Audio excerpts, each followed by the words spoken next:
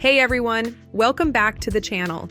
In today's video, I'm going to walk you through how to reconcile your bank accounts in QuickBooks Online. If you're a business owner or bookkeeper, reconciliation is one of the most important steps in keeping your financial records accurate. Before we jump into the actual steps, let's take a quick moment to understand what reconciliation means in QuickBooks Online and why it matters. What is reconciliation? Reconciliation in QuickBooks Online is the process of comparing the transactions in your QuickBooks account with the ones listed on your physical or PDF bank statement. The goal is simple. Make sure that the beginning balance, ending balance, and all individual transactions match your bank statement. When everything lines up, you can be confident that your books are accurate. Now let's jump into the step-by-step process. On your QuickBooks Online dashboard, go to the gear icon in the top right corner. Under the section called Tools, click on Reconcile. A drop-down menu will appear with all your connected bank accounts and credit card accounts. Choose the specific account you want to reconcile for this month. Now grab the physical or PDF version of your bank statement.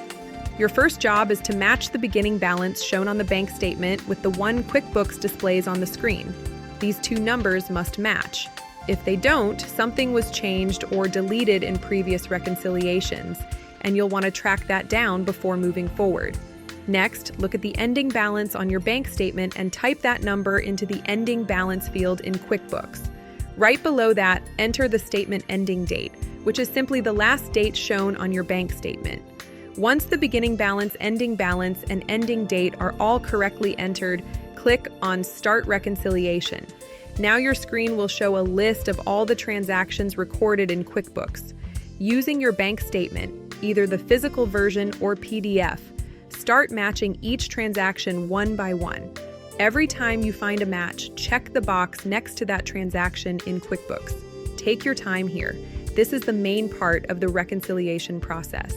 Now, from here, there will be two scenarios. In first scenario, the difference amount at the top will be shown, and in the second scenario, the difference amount displayed will be 0. In scenario 1, the ending balance doesn't match. Sometimes, after checking everything, the number in the top right doesn't show 0. This means there's a difference between QuickBooks and your bank statement.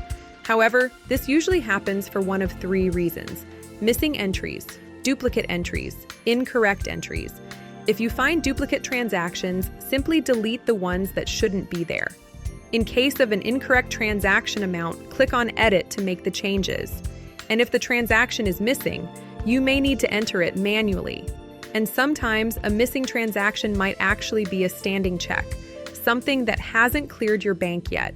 In that case, it may appear on next month's bank statement, so you'll want to wait until then before making any adjustments.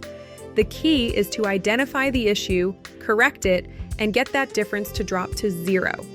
In such cases, if you click on the drop-down next to Save for Later and choose Finish Now, you will get the option to add an adjustment and finish. In scenario 2, if you've matched all the transactions correctly, the difference shown at the top right corner will drop to 0. That means everything matches perfectly. You're good to go. All you have to do now is click on the drop-down next to Save for Later and choose Finish Now. QuickBooks will generate your reconciliation report and you're done. And that's it. That's how you reconcile a bank account in QuickBooks Online from start to finish. Reconciliation might seem tedious the first few times, but once you get into a routine, it becomes one of the easiest ways to keep your books accurate and avoid financial surprises later on. If you found this walkthrough helpful, don't forget to like the video, subscribe, and hit the bell icon for more QuickBooks tutorials. Thanks for watching, and I'll see you in the next one.